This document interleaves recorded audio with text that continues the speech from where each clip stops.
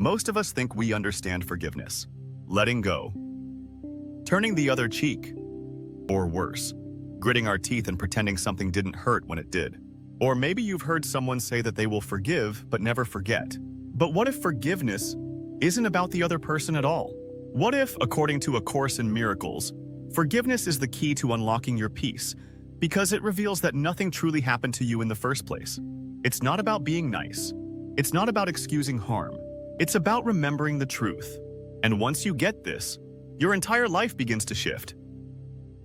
Let's start by debunking what forgiveness is not. Forgiveness isn't condoning someone's behavior. It's not saying what you did is okay. It's not about spiritual bypassing or pretending you're above the pain. It also isn't about waiting for an apology or keeping people in your life who repeatedly cross boundaries. In short, forgiveness doesn't mean you have to stay in toxic situations. In fact, A Course in Miracles tells us that true forgiveness isn't about changing the world, it's about changing how we see it. Here's the Course's core idea on forgiveness.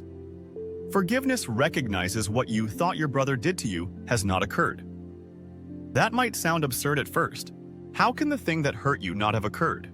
But in the metaphysics of ACIM, what we call the world is a projection of the mind, a dream. What you see outside of you is shaped by your beliefs, your fears, and your unhealed guilt.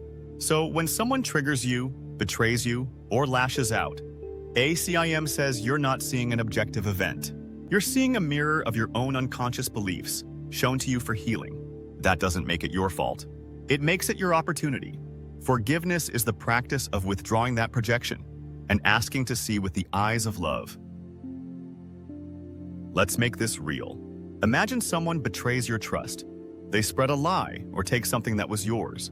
In the traditional view, you're the victim. They're the offender. And you can either stay mad or try to forgive and move on. But in ACIM, you're invited to look deeper. You might ask, what part of me believes I could be betrayed? Where in my mind do I think I'm separate, unsafe, or unloved? And instead of focusing on their actions, you turn inward. You invite the Holy Spirit or your higher awareness to reinterpret the situation. One student of the Course described this shift as watching her resentment melt in real time. She saw that the person who wronged her was actually playing a role, giving her a chance to heal the very belief that she could be attacked. And that's the miracle. When you forgive this way, peace comes not because they change, but because you see they never had the power to take your peace in the first place. So how does this actually work? It starts with recognizing that the source of pain is never out there. The world we experience is the effect, not the cause. ACIM teaches, projection makes perception. We project unconscious guilt outward and then react to it as if it's real. Forgiveness, then, is the act of saying, I no longer want this to be true. I'm willing to see peace instead of this. That willingness invites correction. You're no longer trying to fix the illusion. You're allowing it to be undone. Over time, the mind begins to release its grip on judgment and open to a higher perception. You might still set boundaries. You might still walk away. But you'll do it without carrying the emotional burden, without making the other person your enemy. You can ask yourself, do I want to be right, or do I want to be happy? We can then realize that there have been many times where we convinced ourselves that the other person was wrong, but that never brought us any degree of becoming happier. So instead, we look for what really will give us the happiness that we are really seeking. Forgiveness becomes a tool of liberation.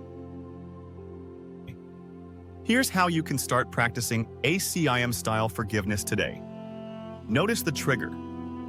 Any resentment, irritation, or judgment is a red flag that your peace is being outsourced. Pause and ask, what belief am I seeing reflected back at me? Hand it over. Say silently, I'm willing to see this differently. That willingness is all that's required. You don't have to force yourself to feel love right away. You just have to stop insisting that your current perception is the truth. Over time, you'll begin to feel lighter. You'll catch yourself before the spiral, and you'll start to feel peace not because the world changed, but because your mind did. If this message resonates, you're in the right place. Here at Quantum Flow Daily, we explore the practical side of spiritual awakening, from A Course in Miracles to shadow work to the laws of mind. Subscribe for weekly videos like this.